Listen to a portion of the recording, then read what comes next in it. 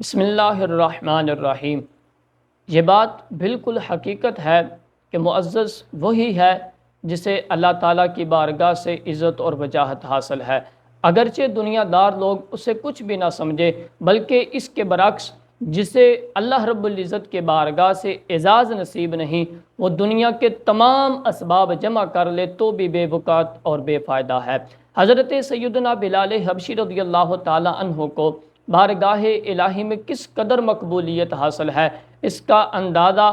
آیت قرآنیہ سے کیا جا سکتا ہے۔ حضرت سیدنا عبداللہ بن عباس رضی اللہ تعالیٰ عنہما سے روایت ہے کہ فتح مکہ کے موقع پر جب نبی کریم صلی اللہ تعالیٰ علیہ وسلم کے حکم سے سیدنا بلال حبشی رضی اللہ تعالیٰ عنہ کعبہ مشرفہ کی چھت پر اذان دینے کے لیے چڑھے تو جاہلیت کے تکبر میں مست لوگوں کو بہت عجیب لگا کہ عرب و عجم کے مرکز میں ایک اجمی کا ایسا اعزاز اور بلند نسب والے عربوں کی موجودگی میں ایک حبشی کی ایسی عزت افزائی اور حسینوں کے جرمٹ میں ایک سیاہ فام غلام کو کعبے کی چھت پہ چڑھا دیا گیا ہے۔ اور اسی اسنا میں عطا بن اسید نے کہا، الحمدللہ الذی قبض ابی حتی لا یری ھذا الیوم، یعنی شکر ہے کہ میرا بات یہ دن دیکھنے سے پہلے ہی مر گیا ہے۔ دوسرے کچھ لوگوں نے بھی ایسی ہی باتیں کی۔ ابو سفیان فتح مکہ کے موقع پر ہی آپ نے اسلام قبول کیا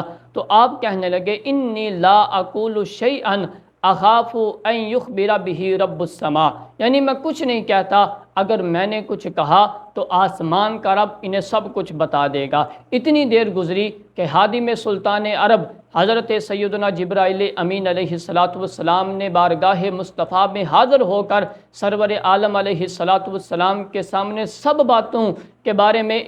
عرض کر دی اور عرض کی، یا رسول اللہ یہ لوگ ایسی باتیں کر رہے ہیں۔ تو آپ صلی اللہ تعالیٰ علیہ وسلم نے پھر تمام لوگوں کو جمع فرمایا اور فرمانے لگے، قد علمت الذی قلتم، تم نے جو کچھ کہا ہے، تم نے جو بھی باتیں آپس کے اندر کی ہیں، مجھے سب باتوں کا علم ہو گیا ہے۔ چنانچہ پھر انہوں نے اپنی باتوں کا اقرار کیا اور حضرت عطا بن اسید اور حارث بن حشام رضی اللہ تعالی عنہما، ان دونوں کے دل کی دنیا بدل گئی۔ کہنے لگے، نشہد انک رسول اللہ واللہ ما اطلع علی ھذا احد